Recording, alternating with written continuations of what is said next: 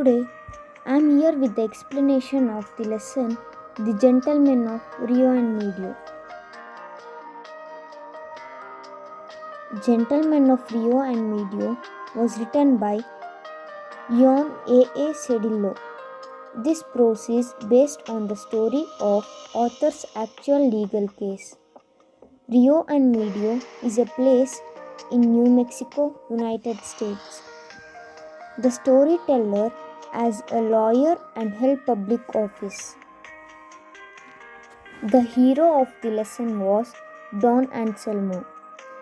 He was the most respectful old man of that village. He had a small house and orchard.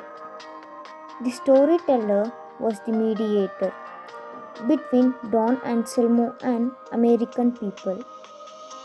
The American people wanted to buy Don Anselmo's property, but Don Anselmo was not in a hurry to sell his property. He was an old man and plenty of time. He lived in his ancestral land. He tilled the same land they had tilled. He had a small, unpleasant house. It was built in an old fashion. A small, narrow stream was flowing throughout his land. A lot of trees were grown in his orchard, and it was beautiful. After much effort and negotiation of the storyteller, the old man agreed to sell his property. It took months of time. The old man came to the office on the day of sale. He wore old green faded coat. By looking the old man, author remembers the Senator Catron had the great power to control the mountain people. The old man's coat was similar to Prince Albert's. That means old man was wearing his old long double-breasted coat. He wore old and torn gloves and his fingertips can be seen through them. He carried a cane. It was only the skeleton of a worn-out umbrella. Behind him, one of his relative boy was followed. The boy was dark and his eyes are like a gazelle. The old man's behavior was completely different from others. He bowed to all the persons in the room and removed his hat and gloves. This action is similar to that of Charlie Chaplin's action. Once he did it in a picture. Chaplin's role was the janitor in a bank.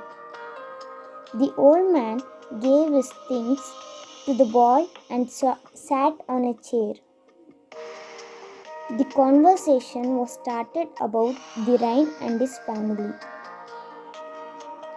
The old man was very proud of his large family. Finally, the mediator came to the topic. The old man was agreed to sell his property for $1,200 in cash. The buyer got survey of the land and came to know that the land extended and it almost doubles what they want to purchase and agreed before. So they were very good people and ready to pay twice the amount. They kept the money ready in front of the old man. The old man thought for a moment and the storyteller's proposal made him insult because he was a man of principles. He did not agree to take more money from them.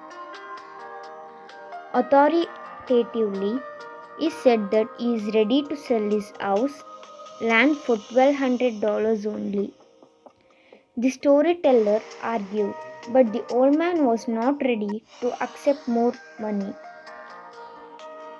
Finally, he signed the deed and took the money and went out as usual. A month later, the buyers renovated the house and orchard and they moved there to live. But the children of the village were overrunning this property. They came every day, played under the trees, and built little fences and took flowers. Buyers warned them, but they simply laughed. This complaint came back to the office.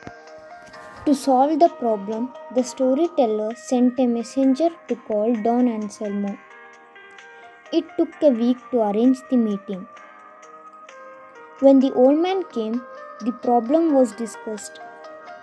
The storyteller asked the old man, being the most respected man of the village, why couldn't he stop the children from doing so? The buyers might enjoy their new home in peace. After hearing, Don Anselmo replied that he sold his property to them because they were good people. But he did not sell them the trees in the orchard.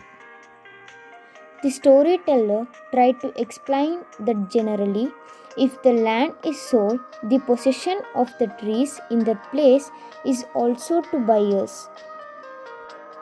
The old man accepted the matter and continued that he is the oldest man in the village. Everyone in this village were his relatives, and all the children are nephews and grandchildren. Every time a child has been born in Rio and Medio, he had planted a tree for that child. The trees in that orchard are not his. That belongs to the children of the village. So he had no rights to sell and he didn't sell it. Legally, the buyers owned the trees, but the old man was so generous and he refused to accept the fortune from him. Afterwards, the buyers bought all the trees individually from the descendants of Don Anselmo. It took most of the following winter.